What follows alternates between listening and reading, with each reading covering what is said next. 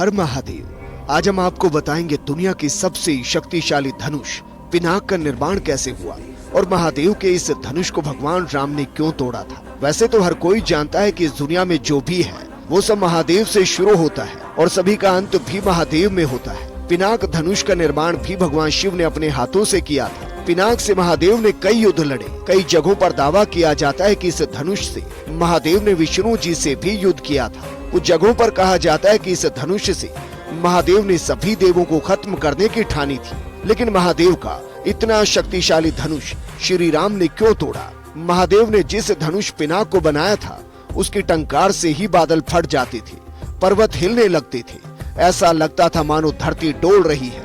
इसी धनुष के इस्तेमाल से महादेव ने एक तीर से त्रिपुरासुर की तीनों नगरियों को ध्वस्त किया था। ये वही धनुष है जिसका इस्तेमाल भगवान शिव ने राजा दक्ष के यज्ञ में उनको आमंत्रित न करने और मां सती के अग्नि में समाने के बाद करने की ठानी थी। उन्होंने वहां मौजूद सभी देवताओं को अपने पिनाक धनुष से नष्ट करने की ठानी। एक टंकार से ही धरती का वातावरण भयावह हो गया था और बड़ी मुश्किल से उनके क्रोध को शांत किया गया था। इसके बाद भगवान शिव ने अपने धनुष पिनाक को इंद्र को दे दिया था।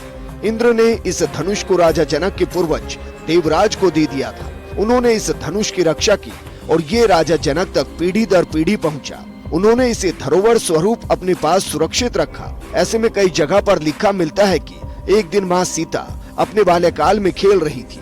उसी दौरान माँ सीता खेलते खेलते उस ढांचे के पास पहुंचती है जिस पर भगवान शिव के धनुष को रखा गया था।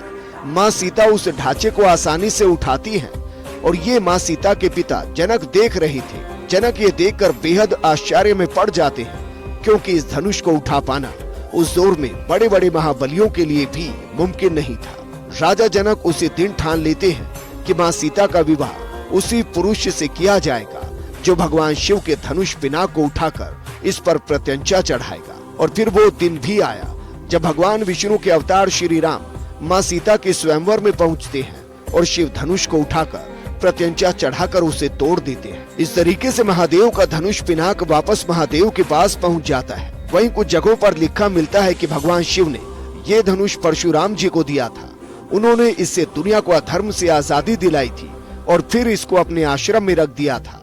एक दिन माँ सीता के साथ राजा जनक परशुराम के आश्रम में जाते हैं। इस दौरान माँ सीता शिव धनुष को उठा लेती है। ये देख जनक और परशुराम हैरान रह जाते हैं। माँ सीता और जनक परशुराम से ऐसा करने पर क्षमा मांगते हैं, लेकिन परशुराम कहते हैं कि ये शिव की लीला है और अब जो भी इस धनुष को उठाएगा उसी से सीता का विवाह होगा।